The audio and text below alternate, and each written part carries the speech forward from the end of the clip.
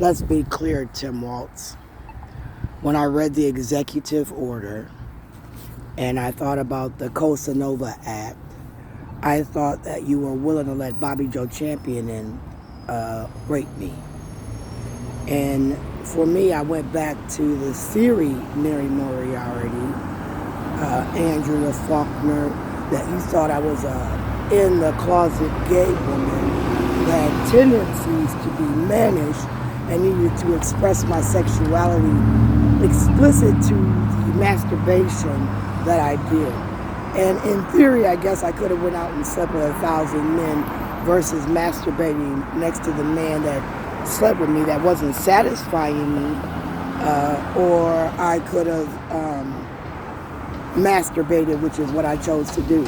So in theory, if you're under religion, look at what masturbation was. I thought it was playing with yourself and inserting things where they thought the manipulation through your hands and the insertion of things like objects, your fingers, and things you put in there like a cucumber was considered to be masturbation, and that was unacceptable.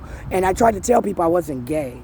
Like, when you're looking at the doctor's office and you're looking at a book with somebody's titties in it versus somebody out in public, or like me, I said at one point, I began to look at me. So then I thought about my pictures the other day. I thought, I had this picture, this like 6 or 7 pictures that Michael Cooper and I took when we were real young. And I'm thinking, I don't even think my boobs at that point sat how I would like them now. So then when I'm thinking about, Bianca mushing her boobs on me, I'm thinking, well, is that how fake boobs feel? Like, is that like, okay, so they were like pillows of some sort. And I'm thinking, okay, so they've come a long way. Back in the day, they had like this little ball of silicone stuff, and then they just sat it there. And then some people, it didn't look good, some people it did. Then it was for some cancer patients where a double mastectomy was offered if they could afford it.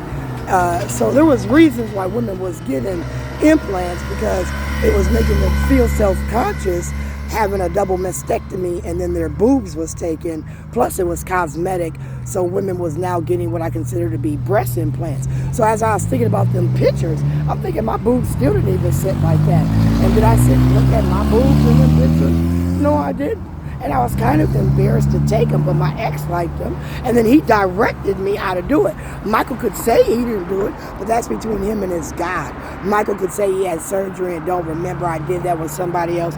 Michael Cooper Sr. is allowed to say whatever he wants, but the question is, can Michael Cooper Sr. sit in a courtroom before me, his kids, and then say these things where we're asking him things? Because, if you ask a person certain questions, they may or may not get mad, because the truth hurts. And then if the truth hurts and they don't want to talk about it, they might just want to kick your ass, right? Because they don't want to talk about it. With me, I don't mind talking about the truth. Like, well, yeah, I did that. Like, yep, I seen Paul. I was snapping because I thought Bobby Joe Champion was trying to call me a hoe, saying that I drank all the time as a teenager, and I just didn't remember drinking on the way home from the Prince concert, and we was having sex. But he had been telling people all these years, but didn't never meet. And then I never drank like that. Like, I never drank to the point where I was a lush and didn't know what I did. And the one instance that I did think about, I thought about how my uncle Michael Baker and Taft Martin said they seen me as they were coming to buy dope from my mama way back in like the 80s. Passed out in my house on my bed where my dog was watching me at the foot of my bed. And I got to thinking years later, not in the moment. Maybe in the moment I was just lucky I didn't get my ass whooped, right? But years later I'm thinking it seemed like my mama would have whooped my ass. Like, so then I started to think, maybe that was when Bobby Joe Champion and them dropped me off, because I might have had my house key. My mama didn't leave too often, so the question would have been where she went. And did she find me that way? Was she okay with it? I started to have nightmares, and they say sometimes you suppress memories, and the nightmares that was coming back, people were mad at me about for putting on Facebook, right? But under Siri, I said, was anybody ever saying they had sex with me? Because I thought I put a list on Facebook. And then as I got older, my memory started to slip. I thought they were giving me shit that was fucking with my memory, trying to make me forget shit, and then give me memories. You know, like my sister said, no, that was my dad's funeral. And I'm thinking, no, that was Marvin Easter's funeral, where I put Terry out the car. I know what funeral I put Terry out the car at, because she was talking about Krisha, you know, and I didn't appreciate her talking about Krisha. I didn't appreciate her talking about Marvin Easter as we were burying in this nigga. So that bitch had to get up out my motherfucking Ford Focus.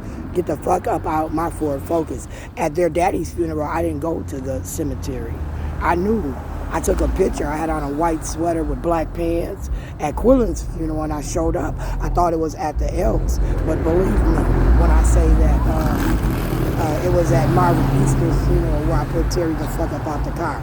It was at Rev Max Church. We were leaving motherfucking Rev Max Church. I know. Like, bitch, we ain't even left the church yet. You can get the fuck about and go find somebody else's car to get with that bullshit. You will not be ruining my motherfucking mood. And I'm on my way to a funeral, bitch. I'll beat your ass. And I put her out the car.